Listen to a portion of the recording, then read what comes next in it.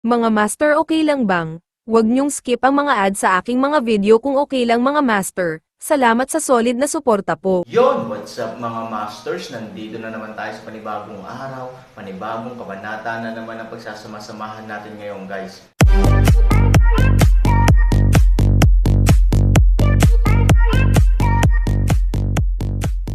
Bali mga masters, kung bago ka pa lang po sa aking YouTube channel, please click the subscribe button, lalong-lalo na po yung notification bell guys, para maging connected pa rin tayo sa isa't isa at maging updated kayo sa mga susunod ko pang video.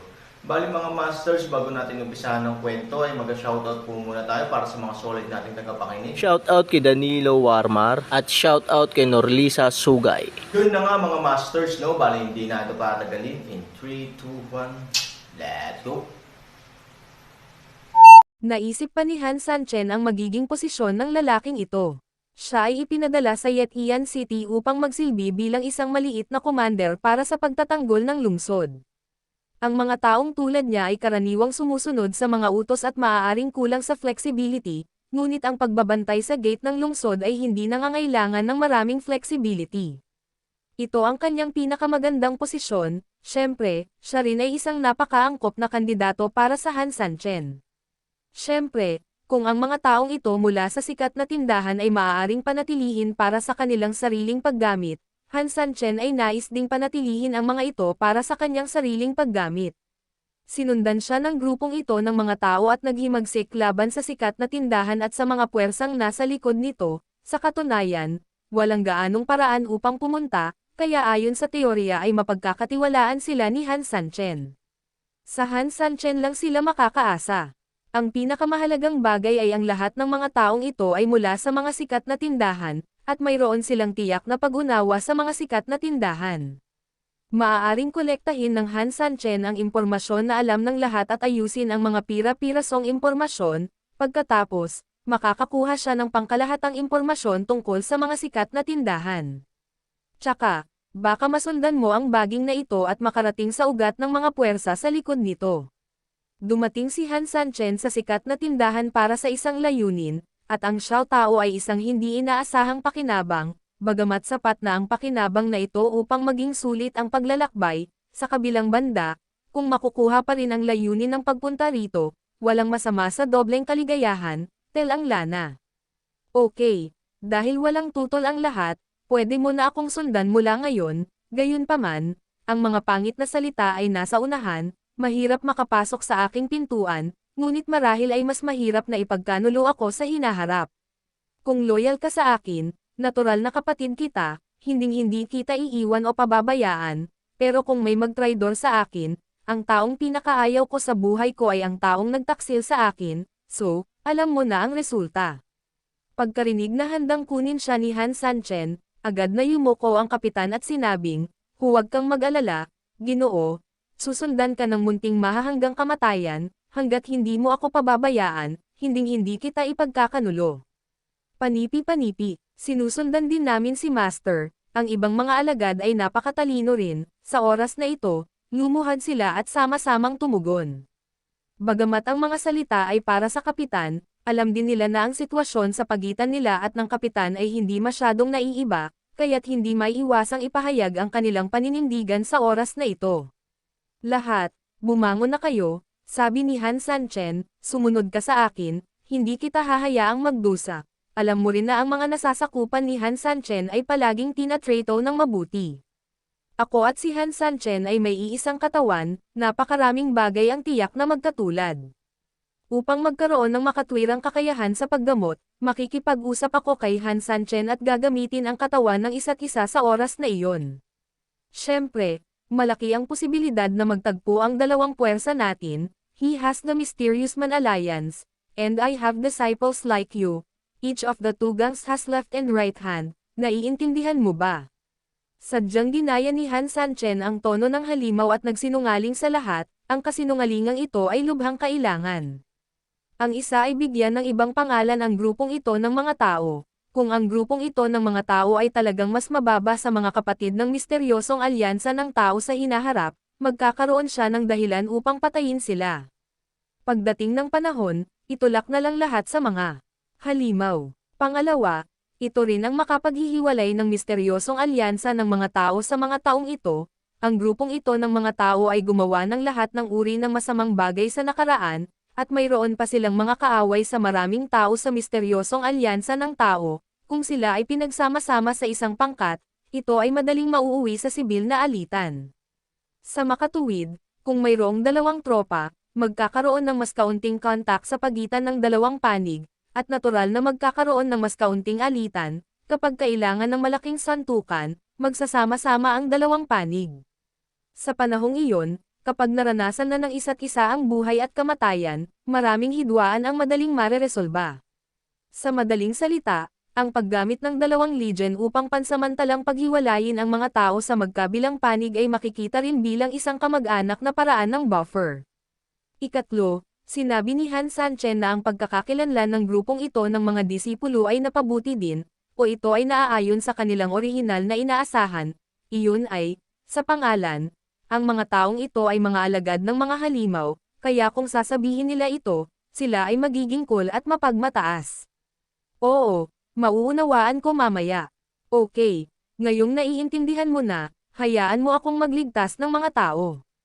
Oo. Nang matapos magsalita si Han Sanchen, isang grupo ng mga tao ang agad na sumunod sa yapik ni Han Sanchen at pumasok sa tunnel upang iligtas si Su Yingxia.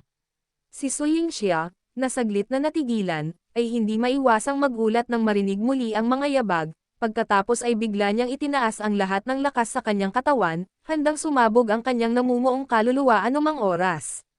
Sigurado, ilang sandali pa, nakita ni Ivory ang figure ng bisita at nagmamadaling tumayo. Ang antas ng paglilinang ng Han Sanchen ay napakataas, naramdaman niya agad ang malakas na alon ng totoong enerhiya pagkapasok niya, napuno siya ng pagdududa. Sa lohikal na pagsasalita, si Ivory ay matagal nang nandito kasama ang mga sundalong ito, kaya ayon sa teorya ay hindi rin siya dapat magkaroon ng napakaraming makapangyarihang kakayahan. Pwede ba? Hindi maganda. Malakas na sigaw ni Han Sanchen at walang pakialam, siya ay naging isang sinag ng liwanag at lumipad patungo sa Ivory. Napakabilis din ng mga galaw ni Ivory, inipon na niya ang Zinki sa kanyang mga kamay at akmang sasampalin siya sa noo. Sa kritikal na sandali, isang sinag ng puting liwanag ang nakarating na sa tagiliran ni Ivory, pagkatapos ay dumaan sa kanyang katawan, at isang bakas ng puting liwanag ang nanatili sa kanyang kamay. Sa sandaling lumiko ang puting ilaw, lumabas ang mga salita sa braso ni Han Sanchen, na nagkataong humawak ng mahigpit sa kamay ni Ivory. Ivory, anong ginagawa mo? Nag-aalalang sigaw ni Han Sanchen. Nang napatigil si Ivory, subconsciously nagalit siya, pero bigla siyang nabigla sa sumunod na segundo. Handa na siyang mamatay, ngunit hindi niya inaasahan na sa oras na ito, makikita niya si Han Sanchen dito. 3,000, ikaw, bakit ka nandito? Nabigla si Ivory. Mahinang ngumiti si Han Sanchen, ako na ang bahala sa mga gawain sa labas, kaya sino ang susunod kong hahanapin kung hindi ko hahanapin ang aking asawa? Bakit? Gusto kong magpakamatay. Pagkarinig sa mga salita ni Han Sanchen, ibinaba ni Ivory ang kanyang ulo sa kahihiyan, masyadong matagal ko nang nasuportahan ang aking sarili. Naabot ko na ang dulo ng aking lubad. So gusto mong pasabugan ang namumuong kaluluwa mo. Tumango si Ivory, hindi naglakas loob na iangat ang ulo para tingnan si Han Sanchen, dahil alam niya na kapag ginawa niya ito, siguradong magagalit si Han Sanchen sa kanya. Alam niya kung saan siya nakatayo sa puso ni Han Sanchen, kaya kung gumawa siya ng ganoong desisyon, wala na talaga akong choice, kung hindi ko gagamitin ang pamamaraang ito, baka hindi ka mapigilan ng kalaban, kapag nahuli na ako ng kalaban ni Xiao Tao. Ito ay katumbas ng mahigpit na paghawak sa dalawa mong kahinaan. Sa oras na iyon, kahit na mayroon kang kakayahan na harapin ang kaaway o wala, magiging imposibleng harapin ito. Sacrifice myself, at least I can save Xiao Tao. If Xiao Tao can join you, even if your situation critical, baka may chance ka pang mabuhay dahil sa panguaks. So, syempre galit din si Han Sanchen kay Ivory, pero hindi niya kayang pag-alitan si Su Yingxia. Tsaka alam niya rin na ginawa ni Su Yingxia ang lahat ng ito para sa sarili niya, kaya paano niya ito isumpa? Theoretically, ang iyong paghuhusga ay tama, gayunpaman, walang teorya o dahilan sa pag-ibig mismo, ito ay isang pakiramdam na sumasakop sa higit pang mga layer ng sensibilidad. Sa madaling salita, kung mamatay ka, maaari ba akong mamuhay ng maayos? You are as stupid as a pig. Bawal ka na ulit gumawa ng ganyan sa future. I can tell you clearly na kapag ginawa mo ulit to balang araw, kahit na mas malaki ang chance ko, mamamatay agad ako kasama mo, die for love. Pagkarinig nito, dali-daling nilagay ni Ivory ang kanyang kamay sa harap ng bibig ni Han Sanchen. Siya, hindi ako papayag na sabihin mo yan, in the worst case, mag-aaway na tayo mula ngayon. Okay, marahang hinawakan ni Han Sanchen ang kamay ni Ivory. Ang bait-bait din ng isang grupo ng mga disipulo at namatay na. Bigla ding nadiskubre ni Ivory ang pag-iral ng grupong ito, nang magkita ang dalawang mag-asawa, ang una nilang reaksyon ay ako talaga ang unang nagkita na iyon. Bagamat hindi maraming tao ang makapasok sa tunnel na ito, napuno pa rin nila ang kalahati ng tunnel hanggang sa mapuno. Ang unang reaksyon ni Ivory ay syempre ang pagbabantay, ngunit hindi niya maiwasang makaramdam ng kakaiba kapag nakita niya ang grupong ito ng mga tao na lumilingon at hindi tumitingin sa kanila. Dahil kung sila ay mga kaaway, gaano man sila kabanal, hindi sila magiging magalang sa kung ano ang gagawin nila kasama nila. Natigilan si Han Sanchen, noon lang niya naalala na may isang malaking grupo ng mga disipulo sa likod niya, at dahil may mga espesyal na pagkakakilanlan ang mga taong ito, mabilis siyang nagpaliwanag kay Ivory. Don't worry, although dati galing sila sa mga sikat na tindahan, sa amin na. Pagkatapos magsalita, itinaas ni Han Sanchen ang kanyang ulo at tumingin sa lahat, mangyaring bumalik at makita ako. Teka, nakilala ko na ang asawa ni Master, ang asawa ni Master na si Jin An. Sa mga naunang tagubilin ni Han Sanchen, natural na alam ng mga disipulo na si Ivory ay asawa ng kanilang Panginoon sa pangalan man lang. Total magkaparehas lang ng katawan ang amo niya at si Han Sanchen, kaya natural, igalang din nila ang mga kamag-anak ni Han Sanchen at iba pa. Kung sakaling wala ang master sa katawan na ito at kontrolado ni Han Sanchen, makuha man lang nila ang approval ni Han Sanchen at hindi sila guluhin. Asawa ni Master, natigilan si Ivory. Bagaman sa isang tiyak na lawak, maaaring nahulaan ni Ivory na ang mga taong ito ay kahit papaano ay may kaugnayan sa Han Sanchen, pagkatapos ng lahat, sila ay masyadong magalang. Gayunpaman, hindi akalain ni Ivory na bigla siyang magiging mistress ng grupong ito ng mga tao. Ang pag-unlad ng relasyon na ito ay halos imposible. It's a long story. I'll tell you slowly in the future. By the way, nasaan si Xiao Tao? Laminggalinga si Han Sanchen sa paligid ngunit hindi nakita ang Xiao Tao. Critical ang sitwasyon kanina, so I asked her to wait for her at the entrance of the tunnel you dug. Once the situation change, she will jump down from there para hanapin ka. Tinapos ni Ivory ang kanyang mga salita at nagmamadaling tinungo ang kailaliman ng lagusan. Tumayo kayong lahat dito at maghintay. Pagkatapos magsalita ni Han Sanchen, sumunod siya kay Ivory at umalis. Ang dahilan kung bakit napakaraming tao ang hindi pinayagang sumunod ay hindi ito kinakailangan, at ang antas ng paglilinang ng Xiao Tao ay napakababa kung tutuusin, at ang kanyang pagkatao ay hindi kasing mature ng kay Ivory. Kung makarinig siya ng maraming yabag na papalapit, baka isipin niyang nilalagpasan siya ng kalaban. Pagdating ng panahon, nababalisa ako at tumalon sa tunnel. Ano ang dapat kong gawin?